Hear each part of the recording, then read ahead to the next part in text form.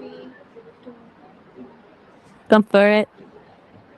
Bismillahirrahmanirrahim. Assalamu alaikum. My name is Zubina Mushtaq and I'm a foundation level student at the School of Campus Islamabad. So, today we are exploring a very common word, whatever. We hear it in conversations, movies, social media, and everyday life. But do you know what is this simple word can express indifference, disagreement, flexibility, or even frustration depending on how we say it? So let's discover the fascinating journey of whatever and understand how the little word becomes such a powerful part of the modern communication. So now I'm gonna ask you a question. Are you ready? I'm listening. Okay, so my first question is, what does the word whatever mean? At its core, whatever is a way of saying anything or everything that fits a certain category. But the real magic is in how it's used. It can be a helpful tool for flexibility, like saying whatever works for you, or a way to express total indifference when you just don't care enough to pick. Okay, so where did the word whatever actually come from? It's a linguistic blend. It's a compound word combining what with the suffix pish ever. Well, it's a simple build. It's one of those words that started as a neutral placeholder and slowly evolved into the sassy, indifferent brush off we all know today. Okay, so when did people first being using whatever? Hmm. I think I might have missed that one. Could you say that one more time? When did people first being using whatever? That's a tricky one. So it's been around a lot longer than that sassy internet version suggests. It dates back to the Middle English period, with some of the earliest records appearing around 1300 in poems like Cursor Mundi. Back then, it was written as what are and used as a neutral placeholder. Okay, so what is the literal meaning of whatever? Oh, hold on. Just to be sure I'm following the script, did you mean the literal meaning of whatever, or are we jumping over to deserts now? No, what is the literal meaning of whatever? Literal, straight up. It basically means any one thing or amount. It's the ultimate open door in a sentence. Okay, so how has the meaning of whatever changed over time? It's had a real glow up or maybe a glow down, depending on who you ask. It started out as a purely functional tool, just a way to say anything that comes along. But over time, it migrated from being a part of a sentence to being a sentence all on its own.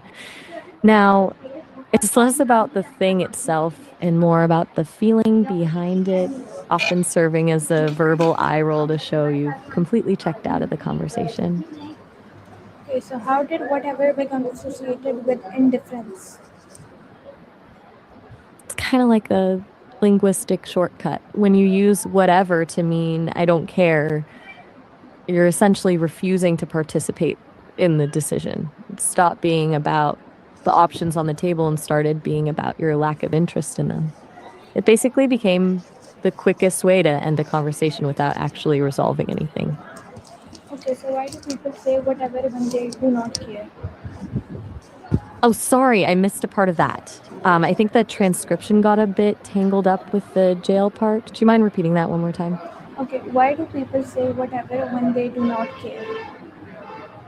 It's the ultimate linguistic escape hatch. By saying whatever, you're basically opting out of the effort of choosing or arguing. It's a quick way to signal that the topic isn't worth the energy, making it the perfect verbal shrug. Okay, can you tell me, I'm still can whatever yep, have different meaning depending upon the tone? absolutely. It's one of those words where the meaning completely shifts depending on how you say it. A soft, breezy tone transforms it into a tool for flexibility, like whatever you'd prefer. I'm easy. But if you flatten the tone and throw in a sigh, becomes that verbal eye roll that basically shuts down the rest of the conversation. Okay, why can whatever sometimes sound dismissive? No, it's all about how it's used as a barrier. When you say it in a dismissive way, you're not just opting out of a choice, you're opting out of the other person's input entirely. It effectively tells them that what they're saying isn't worth the energy of a real response, which is why it can feel so cutting. Okay, so why can whatever some does body language change the meaning of whatever? Body language is everything here. If you pair it with a genuine smile and an open hand, it reads as, I'm happy with anything. But if you add shoulder shrug or a roll of the eyes, it's total shutdown. Words are the same, but the body is doing all the talking. Okay, so how? Okay. What is the difference between whatever and I don't care? Uh huh. You're doing it. We're actually seeing it in the wild. Where are we heading with the interview next? No, what is the difference between whatever and I don't care? Huh. Total breakdown in communication. I don't care. Is more of a direct confession. Like, I have no preference here. Whatever is a reaction. It's more active and often dismissive, which is why it carries that extra bit of attitude. Okay, so Ready for the next? how do children and Mm-hmm. teenagers commonly use whatever? Oh, they've absolutely mastered it. For kids, it's often a way to stop a conversation they're bored with. But for teenagers, it's basically a power move. It's a quick way to push back and assert some independence without actually having to explain why they're annoyed. Hmm. So Yep, it's a classic. Hmm. how is whatever used in texting and online conversation? In texting, it's all about the punctuation. Since you can't hear the tone, people rely on punctuation to signal the vibe. A casual whatever usually just means they're flexible, but when you add an ellipsis, like whatever, that's where the sass really lives. Online, it's often used to end a thread without having to write a long explanation, essentially acting as a digital shrug that shuts the door on a debate. Okay, so does adding punctuation change the meaning of whatever?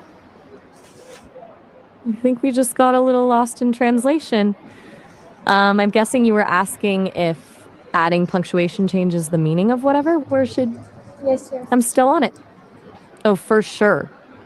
It's basically the difference between yeah, whatever, and whatever. One is a casual shrug, the other is a full on verbal door slam. It's all in the punctuation. Okay, so uh, Hmm. why has whatever become popular in casual conversation? I think it's because it's just so efficient. It's a linguistic Swiss Army knife. Instead of explaining that you're flexible, bored, or just plain annoyed, you can just drop one word and let the tone do the rest. It's the ultimate shorthand for complex feelings.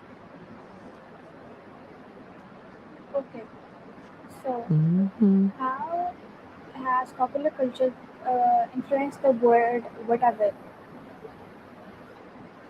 Oh, without a doubt. The 90s really leaned into it, turning it into a full on identity. From movies to sitcoms, whatever became the universal motto for irony and apathy, making it a way to signal you're too cool to be bothered. Okay, so Hmm. have movies and TV shows helped to make whatever famous? Ooh, good question. Now, Clueless basically turned it into an art form. In the mid 90s, that movie cemented it as a total youth culture staple, especially with that hand gesture that went along with it. Then you've got classics like Mean Girls or something like Stranger Things, where it's used to show that teenage kind of rebellion. Okay, so my last Hmm. question is what can the journey of whatever teaches us about language, emotions, and everyday conversations? It's a pretty wild journey, actually. It shows that Language isn't just about definitions, it's about delivery. One word can be a hand held out in flexibility or a door slammed shut in frustration. Ultimately, whatever reminds us that the most powerful part of a conversation usually isn't the word itself, but the emotion behind it. Okay, so Oh, and um, that's a wrap. Great session. and You that really brings us put to the whatever end of our through its. journey throughout whatever and journey through the indifference. We learned that whatever is such is much more than just a simple word. Its meaning can change with our tone, situation, and emotion. Language is always changing. Our ordinary words can have amazing stories behind them. Thank you so much for watching and listening. Keep learning and keep asking questions and keep exploring the fascinating world of languages. See you in the next episode. Allah Hafiz.